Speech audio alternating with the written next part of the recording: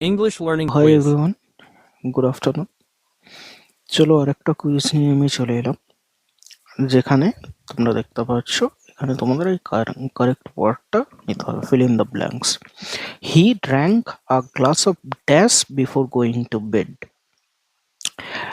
So এখানে আছে milk, silk, মিল আর মিল্ট।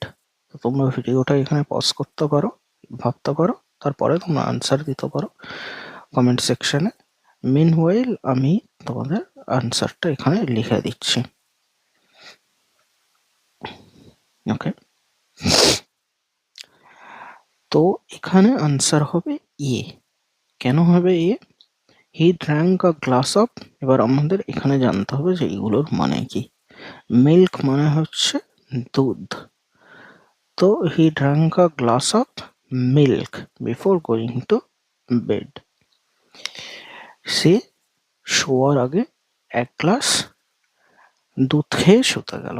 Second আছে সিল্ক। সিল্ক মানে হচ্ছে বাংলায় বলে রেশম, রেশম।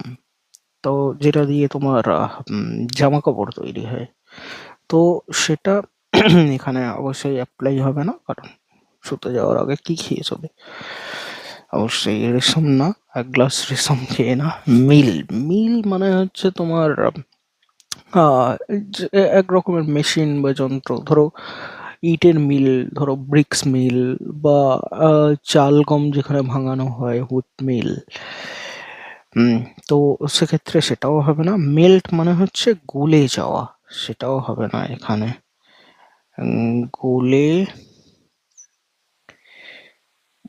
আচ্ছা লেখা যাচ্ছে না, এনিওয়েজ গলে যাওয়া, গলে যাওয়া। মানে ধরো কোনো মোমবাতি গলে যাওয়া, সেটা মেল্ট। বা প্রচণ্ড উত্তাপ দিলে লোহা গলে যায়, সেটা হচ্ছে মেল্ট। সো সেক্ষেত্রে হি ড্র্যাঙ্ক, সে খেয়েছিল, আ গ্লাস অফ কি, আ গ্লাস অফ, এখানে গ্লাসের মধ্যে কি রাখতে পারো তুমি?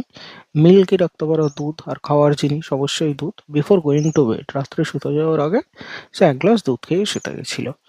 সো এখানে আনসারটা হবে এ। ওকে, থ্যাংক ইউ এভরিওয়ান, বাই।